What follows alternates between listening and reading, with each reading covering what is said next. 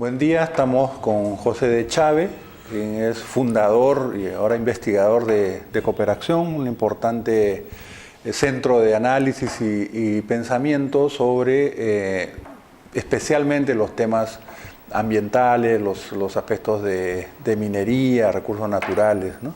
Y es sobre eso un poco que quería preguntarte el balance que tienes de la gestión de este gobierno, porque se inició con las promesas en la segunda vuelta de que se iban a respetar estándares, también derechos de trabajadores, y lo que uno ve, y también por el análisis que tú has escrito y que han salido varios informes y reportes, se le ha ido quitando atribuciones al Ministerio del Ambiente y más bien, digamos, profundizando un modelo anterior donde priman los derechos de las empresas por sobre todos los otros elementos, ¿no? Estándares ambientales, derechos laborales. ¿Qué balance tienes de...? Bueno, un gusto, Alan, poder conversar contigo de estos temas que sin duda algunas son importantes y además ocupan gran parte de la reflexión de Cooperación y mía en lo personal, ¿no? A ver, yo creo que ya estamos por cumplir 18 meses de esta gestión, vamos a ver qué pasa en el futuro. Y creo que se puede hacer ya una suerte de balance en relación a un tema tan importante como es el tema ambiental, ¿no? Yo creo que en estos 18 meses uno, sin temor a equivocarse, puede afirmar que se ha continuado una línea de política que de una u otra manera empezó en el año 2013.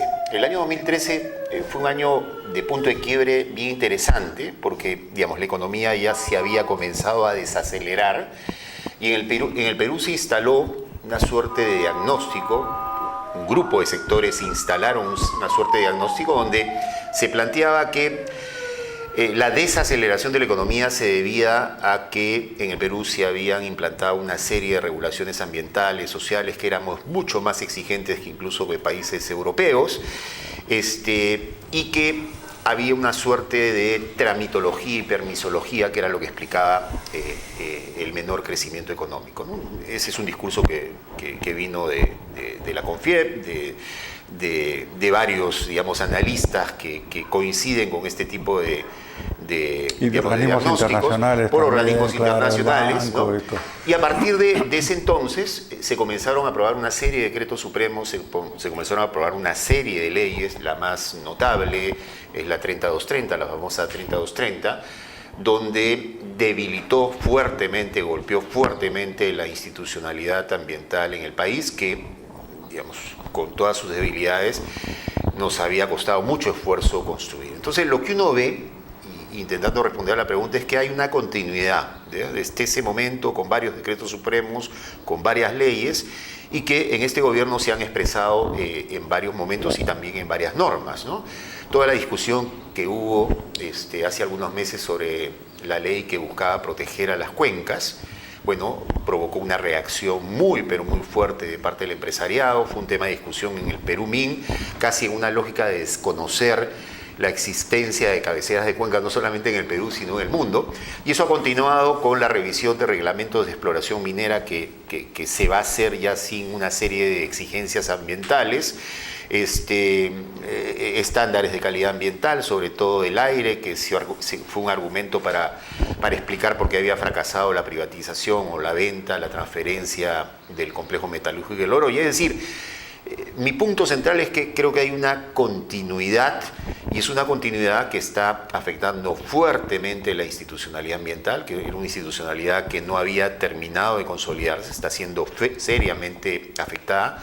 Y la sensación que me da, y eso es lo más preocupante, es que es una suerte de carrera hacia el fondo que todavía va a continuar, ¿no? Ahora, hay proyectos mineros que no tenían licencia social y vemos que se anuncian su implementación, o incluso como lo de Tía María, que hay una propaganda muy importante en los medios, que es pues el preludio de un acuerdo o de un intento de sacarlo adelante.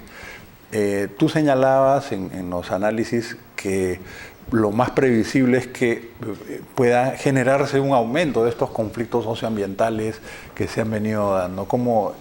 No, sin duda. Es decir, insistir en proyectos extractivos como son los mineros, en zonas donde no hay aceptación, donde no hay lo que las propias empresas denominan como la licencia social para operar, sin duda lo que va a producir es conflicto. Y como mencionas, Tía María es un excelente ejemplo. En Tía María hemos tenido 2 capítulos muy dolorosos de conflicto. Uno ocurrió entre el año 2010-2011, cuando se estaba elaborando un estudio de impacto ambiental que fue seriamente cuestionado no por organizaciones ambientalistas, no por la población, que sin duda también planteaban dudas, sino por un organismo de las Naciones Unidas. La UNOPS destruyó ese estudio de impacto ambiental y ese fue un primer capítulo de conflicto. Después hubo el segundo capítulo de conflicto dos años después, ya durante el gobierno del señor Humala, donde se elaboró un nuevo estudio de impacto ambiental, se aprobó el estudio de impacto ambiental de manera muy acelerada y se produjo un conflicto muy fuerte. Es decir, y ahora nuevamente la empresa que está gastando, digamos, cantidades importantes en publicidad, todos los días lo vemos en horarios estelares, anunciando y yo creo que desconociendo una realidad concreta y objetiva, que ese proyecto tiene serios cuestionamientos. Ese proyecto además está ubicado en una zona agrícola muy importante del sur del país, uno de los valles agrícolas más significativos, y que además rompe los equilibrios ambientales, ecológicos previos. El tema del agua es un tema muy sensible, pese a que el nuevo estudio de impacto ambiental ha buscado desalinizar. Pero lo que estamos viendo a través de estos casos, como Tía María o algunos otros proyectos mineros, es que estas nuevas normativas que se han acordado en los últimos años ya están operando y eso les permite llevar adelante estudios de impacto ambiental que sean aprobados de manera muy expeditiva. Antes los procesos eran bastante más complejos. Y eso está ocurriendo en varias partes del país. En zonas donde hay resistencia a los proyectos mineros, como es el caso de Tía María, que bien lo has mencionado, pero en zonas donde la gente no se opone a los proyectos mineros, pero donde también hay problemas de conflictos. El caso de Las Bambas, por ejemplo, esta mega inversión, es un proyecto de $10.000 millones de inversión minera, que es un proyecto que se ha desarrollado y que ya está operando, pero gracias a nuevos instrumentos que se han creado por decretos supremos o por leyes, el proyecto ha cambiado reiteradamente. En el caso de Las Bambas el proyecto ha cambiado 5 veces y no son cambios menores, son cambios significativos y precisamente se aprueban en 15 días, se aprueban sin mecanismos de participación ciudadana, utilizando un instrumento que se llama el informe técnico sustentatorio, que permite modificaciones del proyecto por miles de millones de dólares, repito, cambios sustantivos.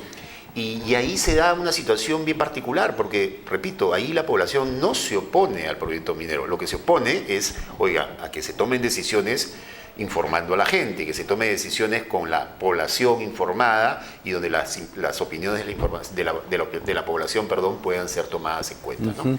Ahora, un último tema que tiene que ver con la coyuntura tan delicada que estamos viviendo a nivel político, pero que tiene un trasfondo estructural, ¿no?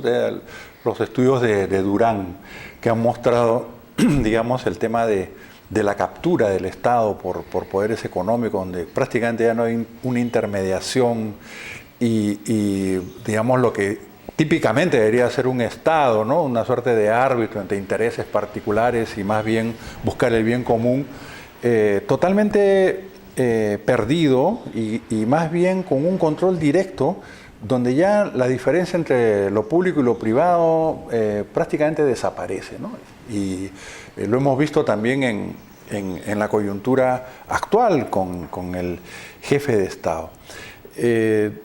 ¿Tú cómo ves esta situación? Porque, digamos, independientemente del desenlace, ¿no? Si haya o no haya vacancias, este es un proceso que ha ido profundizándose en los últimos años y parece haber llegado también a un límite, ¿no? O sea, digamos, quien esté allí con este esquema o marco institucional, o formas de funcionamiento de APPs y todo lo demás, va a enfrentar un entorno que difícilmente va a estar exento de estos conflictos de interés o de corrupción, ¿no? Los veo con mucha preocupación, ¿no? Porque además lo que estamos viendo en este proceso de captura del Estado son nuevos capítulos, ¿no? Y como bien lo señala Paco Durán en uno de sus últimos trabajos, a la histórica captura del Estado por poderes fácticos y por los principales grupos económicos en el país, se le ha agregado un capítulo de una suerte de captura mafiosa del Estado, ¿no? Hoy en día estamos viendo ese capítulo, lo cual muestra una tendencia preocupante de captura, pero muestra una tendencia preocupante además de deterioro, ¿no? De deterioro sumamente complejo, ¿no? Entonces, sin duda, lo vemos con mucha preocupación, digamos, para los que estamos trabajando estos temas, y además los trabajamos en los territorios, los hemos visto también en varios territorios, ¿no? Cómo se captura el Estado, no solamente el Estado nacional, sino también el Estado subnacional, ¿no? Gobiernos regionales, municipalidades provinciales, municipalidades distritales. Pero el otro tema, y vinculado a lo que estábamos conversando al inicio, parte del proceso de captura del Estado también se expresa en una suerte de privatización de las políticas públicas, ¿no? Y te puedo poner un ejemplo en el caso ambiental, digamos. El principal instrumento que permite aprobar o desaprobar un proyecto, no solamente extractivo, un proyecto en general, se llama estudios de impacto ambiental, ¿no? Esa es la principal herramienta, ¿no? Que en el Perú existe hace 24 o 25 años, en el mundo hace 40 años.